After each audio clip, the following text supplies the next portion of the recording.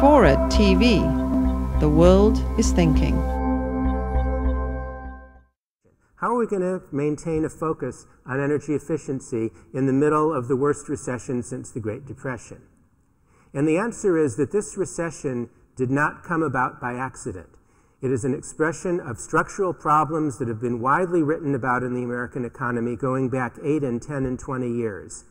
And all of them are directly related to bad energy efficiency policy. If we're going to get out of the hole, we've got to stop digging ourselves into it first. And so a fundamental condition, I believe, for recovering from the recession is fixing the energy efficiency policy problem at the national level as well as statewide, actually at the global level. Causes of the recession, the mortgage meltdown, that's the direct cause.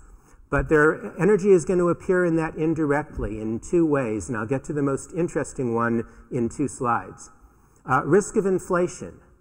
That's a big problem with the economy. Even this month, when we had actual deflation, the Fed is saying, oh, but we're worried about inflation coming back in years to come. And what is inflation caused by?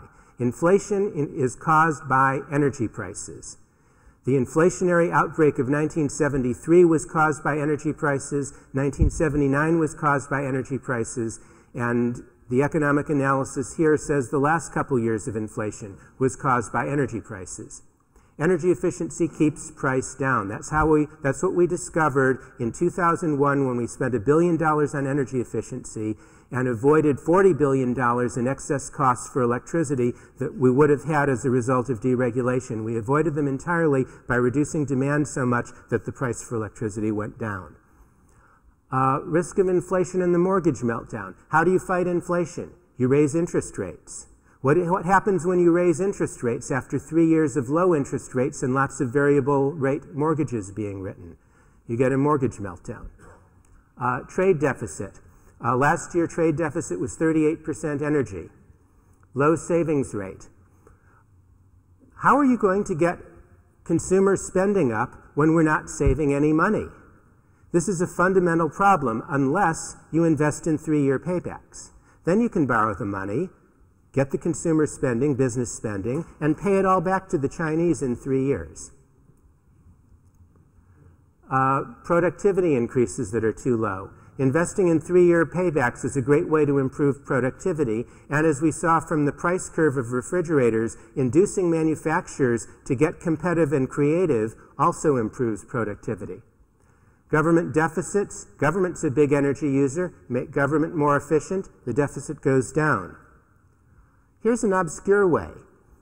Energy costs are tax deductible if you run a business. The government is subsidizing energy waste to the tune of 35%. If you induce business to use less energy, they have to make more tax payments because they're making more profit. And the government gets 35%. Jobs. Energy efficiency is a pretty hard thing to outsource because if you're retrofitting a home, you have to have a guy on site to do it and to inspect it. Or the same for an office, or the same for a business. If you're retrofitting it with windows, it's really hard to ship windows long distances.